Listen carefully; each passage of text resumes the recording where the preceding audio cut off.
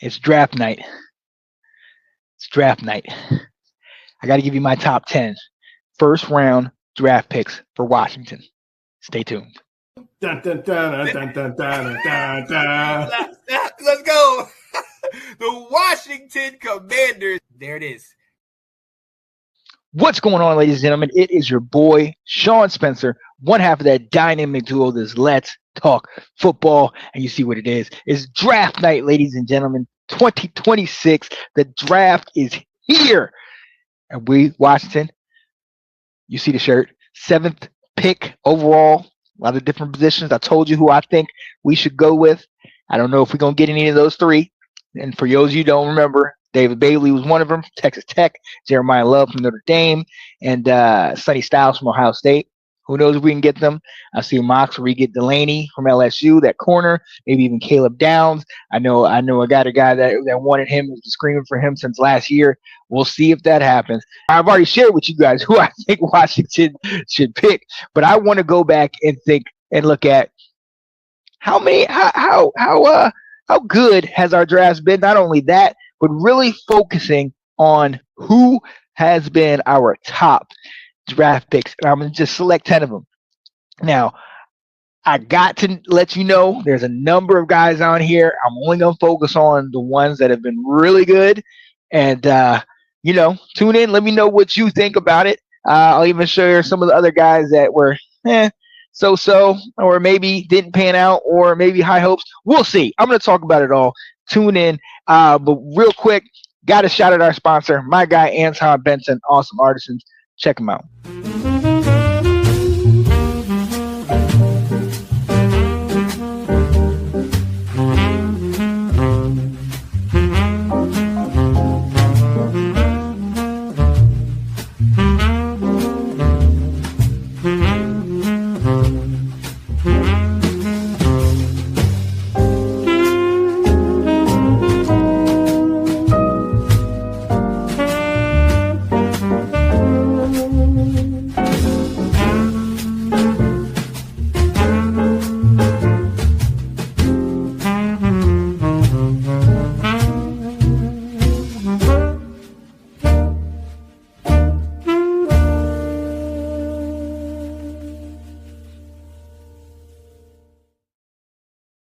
Yes, sir. That is my guy, Anton Benson, Awesome Artisans. He's in that 757, which means that's Virginia Beach area, but he travels up and down the East Coast and to the Midwest. And stay tuned. He's got a new commercial coming out, so you guys definitely do not want to miss that. Get in touch with him. He does great work. Yo, it's your boy, Sean Spencer. It's draft night. I'm doing my top 10 first round draft picks for Washington. And look, we've been a franchise since 1937, and that was capped off by the great slinging Sammy Baugh, who ended up being a Hall of Famer. We'll dive into a lot of that stuff. There's been a number of great names that if you're a Washington fan, you remember: Chris Hamburg, Charlie Taylor, Mark Mosley, the Monks, the Green, Mark May, and even into 2000s, Chris Samuel, LeVar Arrington, Sean Taylor, RG3. There's been a lot. All of those guys. I'm just going to dive into a couple, my top 10. Now, we've only had three of those first round picks that have won the Rookie of the Year. Charlie Taylor, that's Robert Griffin III, and that's Chase Young. So it's kind of cool to see that and how they ended up panning out. Only one of them is a Hall of Famer. Maybe the Rookie of the Year doesn't always equate to success all the way around. But look, I'm going to dive into it without further ado, because you already know the draft is on the way. My first pick, or number 10 for the first round draft, came in the year 2011. This guy is a franchise leader, 4 sacks, Mr. Ryan Kerrigan. You see him with the muscle man pose. This guy came at a time when we were struggling, right before the year that we ended up getting RG3. Ryan Kerrigan came in and dominated. He was one of the few bright spots. We had just gotten Brian Rakpo 2 years earlier, so he helped to solidify a defense that, although things weren't the best overall for the team record-wise, he was one of those enduring talents that, like I said, ended up leading Washington and having the career lead in sacks for at the time Washington Redskins, now Washington Commanders. All right, real quick. Now going to the 9th overall pick. This guy, you see him, number 9, Champ Bailey. Champ Bailey came out of Georgia. We know how great he is, an all-purpose type dude. Ended up playing corner for us. And at that time, when he came to Washington in 1999, we had Darrell Green, Champ Bailey, and Deion Sanders. I mean, can you imagine that? Those 3 guys are the guys that we had at our secondary. I mean, who could stop us? Now, we all know at the end of the day, there was that blockbuster 1-for-1 trade, Champ Bailey for Clinton Portis, that sent Champ Bailey to Denver, Clinton Portis to Washington. Everybody, I know all my Denver fans, shout out to Tina Winter, they are huge fans of Champ, and they're very thankful. And look, for my money's worth, shout out to them. I love Clinton Portis. He was a great back, and if I'm not mistaken, that first game that he played, I think we played against Tampa, he took it to the house on the first carry of the game. So, hey, big ups to Clinton Portis, but I definitely got to shout out Champ, otherworldly talent, great athlete, and you know exactly who it is. All right, we're going to keep this thing moving right along with my number 8 pick. And, hey, a lot of you, if you're a Washington fan, you absolutely know this guy. 2-1, baby. 2-1. Sean Taylor picked him up in 2004. Unfortunately, we only got a couple years with him. Got a Pro Bowl appearance, I believe, in 06 and posthumously in 07. For those of you, if you're a Washington fan, especially one in the recent years since the 2000s, this guy is a fixture on all of your favorites. This guy is somebody that was feared in the league. There's, such great talk about him coming out of Miami and then coming to us. Clinton Portis, actually, him and Santana Moss was 2 of the guys that actually helped to make sure we ended up picking him. He came in Joe Gibbs' second tenure in Washington. This guy, between him and Ryan Clark in that secondary, Sean Taylor was a punisher. This guy would come out of there and just mollywop guys. He would lay the lumber. And the funny thing is, one of the biggest and best hits that we all remember was in the Pro Bowl, where that punter, I don't know, I think it was Morstead, caught it, tried to do a fake punt, running off to the right, thinking that this is just like little patty cake Pro Bowl. Sean Taylor came out and said, no, we're not doing that, and leveled him, and absolutely leveled him. And it was a good hit because Moorhead got up kind of wobbly and then tried to give Sean Taylor a high five because he was like, woo, okay, you playing for keeps. Sean Taylor is an absolute legend. A lot of people would say that had he continued, he would have been a Hall of Famer. He's obviously revered by Washington. I think we retired his number and did a lot. We really love the guy. So that's my number 8 overall first round pick. All right, moving right along. Number 7 is somebody that this guy right here, you see him, that 1-0. A lot of people felt like this guy is going to be the second coming. They thought this guy, we drafted him in 2012. They thought this was JD5 before JD5, and it kind of, we know it because the 3-letter. He was the first, that RG3. That this was, you want to talk about uplifting an entire city, uplifting a team, an organization.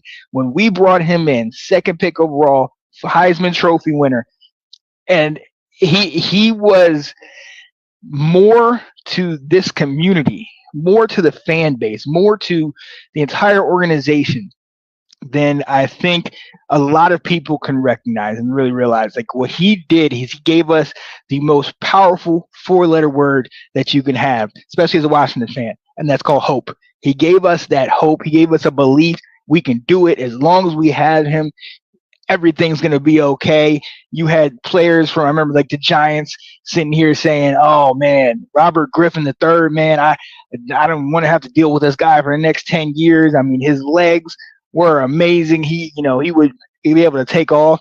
Everybody remembers that great iconic run against the Vikings where he kind of takes off the middle, hits the sideline, and just boom down the field. And the announcer's talking about electrifying.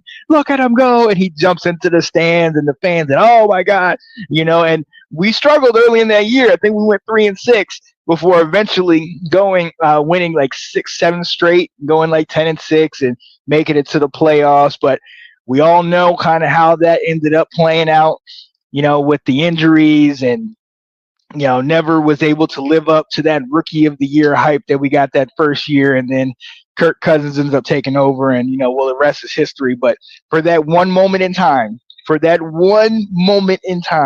Robert Griffin was the guy. And it saddens me. Him, like Sean Taylor, the fall was different. Obviously Sean Taylor passed on and Robert just got hurt, but you wonder what would have happened for both those guys had they been able to play out their full career, especially with Washington. So unfortunately he was not able to, but we will always remember that one year, 2012, he was number one. Absolutely. All right, going on to the number 5th overall pick on my list. Got to go to Chris Hamburger. Now, if you saw my list for top 10 Redskins Commanders football team of all time, you saw this guy. He was in my top 5. He was picked in 1970, helped us to get to the 1972 Super Bowl 7, where we lost to the Miami Dolphins 14-7 MVP Jake Scott.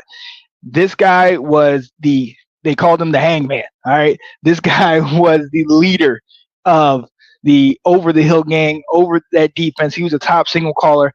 I think the stat was like 9 Pro Bowls in a 14-year career. I mean, the guy, he was just synonymous with consistency, just durability, great player. And you see the two bar, so it's that old school. And he did it in the 70s. I look, everything about Chris Hamburger, the more I read, the more I kind of look at the stats and the facts and everything, you just see how kind of a stud this guy was. So cool to look at him. So he is my number 6 overall first-round pick for Washington. All right, we got to keep this thing moving. Number 5 on this list. Again, if you saw my list yesterday, I think I did a video talking about who is the top 10 all time. This guy was also in my top 5, and that's Art Monk, drafted in 1980 out of Syracuse, I believe 18th overall, ended his career with 940 receptions. At that time, he was the not only the league leader, but led the entire NFL. He was number 1 mark in NFL history for most receptions in a career. Obviously, that's been broken since then. But, I mean, Art Monk was the epitome of class, the epitome of show up, shut your mouth, don't complain, work your butt off, and keep this thing moving. And the harder you work, the quieter you just put your head down, grind. Success will come when it comes. Recently, we retired his number, retired his jersey, and shout out to the guy, Hall of Famer, him and Darryl Green, I believe, got it in the same season. Art Monk, the leader, in my opinion, of the posse. A lot of people would think of those 3 guys, he was the kind of possession receiver. But watch those old highlights, man. This guy will take the top off the defense. So Art Monk is my number 5 overall pick. Number 4, and I know a lot of people are gonna come at me for this one, so go ahead, say what you got to say. My number 4 overall first round draft pick happened recently. JD5. Clearly, we saw his first year takes us to the NFC Championship. I mean, this guy he was the second coming of RG3, and I gotta apologize. I was one of the people that took a little time to get on board, and part of me was scarred from the whole RG3 thing that had happened 12 years prior. So when JD5 came, it wasn't until we got to the playoffs where I truly became a believer. I mean, this guy has the ability to run, scramble. He has the ability to toss the ball down the field. I mean, a cannon for an arm. Just a good kid, genuine kid. Got his head on his shoulders. And what RG3 did for the Washington community, JD5 replicated that, but then also kept it going. Where RG3, maybe some of the pitfalls is off from RG3, Jayden Daniels didn't have some of those pitfalls. Robert didn't have the true backing of the coaching staff and some of that. Jayden had the full backing of not only the coaches but the owner and the whole organization. So fortunately, we didn't do that great last year, but with him getting fully healthy, with him coming back, we are looking for him to do great things. Jayden Daniels gave us that word that I talked about before, hope. He gave us that and gave us that belief, and we were able to see, potentially, great things in the future. We were able to see great things his first year, and we know the guy can play. We know the guy's for real now. If we just surround him with the right team and put it all together, watch out, because this guy could be that dude. All right, here we go. Number 3 overall, my number 3 overall pick. I talked about him as, if you saw my video the other day, he was my number 1 overall Washington franchise player, Mr. Darrell Green, Mr. Redskin, as they call him. 20 consecutive seasons for the team, over 50 interceptions. I mean, this guy was corner, NFL's fastest man for I don't know how long, but maybe his entire career. And I'm going to be honest with you, I would put Darrell Green at 50 plus, which he is right now. I will put him up against some of the guys that are playing currently. And I would still put money on Darrell Green. The guy still has speed. He still is in great shape. Overall, great guy. I mean, the epitome of a big-time player in a smaller frame. Darrell Green is that guy, man. And, I mean, totally, one of the original shut-down corners. One of those guys that not only was able to take off half the field, but was incredibly durable, was able to stay on the field for long periods of time. This was it. Darrell Green was him for us, and in some good years. I mean, he experienced 3 Super Bowls, 2-1 in those Super Bowls, and he experienced some rough years.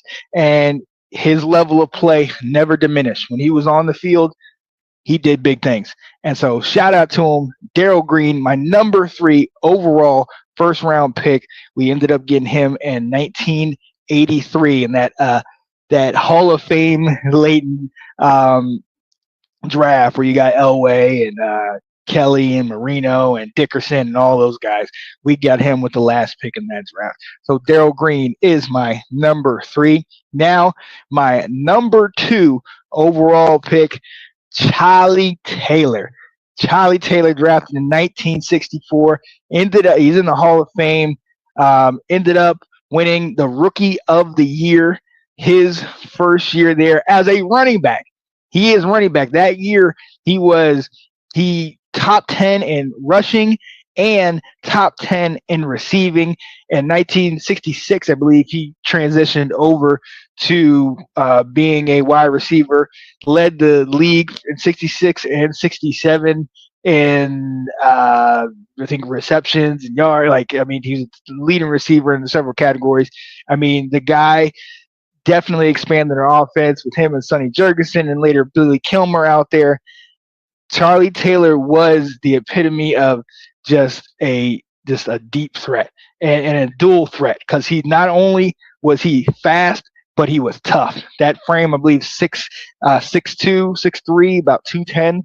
The guy can play the game. You see here, hands of glue, caught him, and he could take off. And I mean, it took a couple guys to bring him down, especially in that time. He was one of the ones that helped us to get to Super Bowl 7, where I mentioned we unfortunately lost that one. But I mean, Charlie Taylor with the old one bar, the classic old stuff. He was one of the greats, and hey, shout out to him.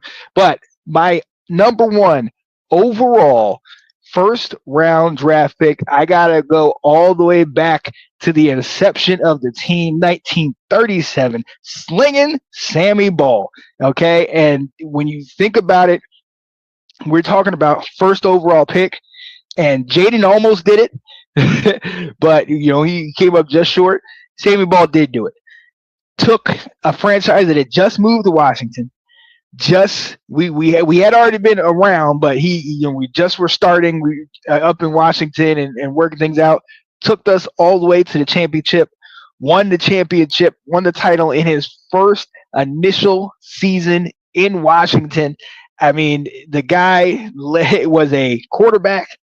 He was the team's punter, and also was a defensive back. In fact, in 1 year, I believe in 1943, I think it was, where he had it was in 1943 or maybe it was 1940. I think he led the league in punting, led the league in interceptions, and led the league in passing.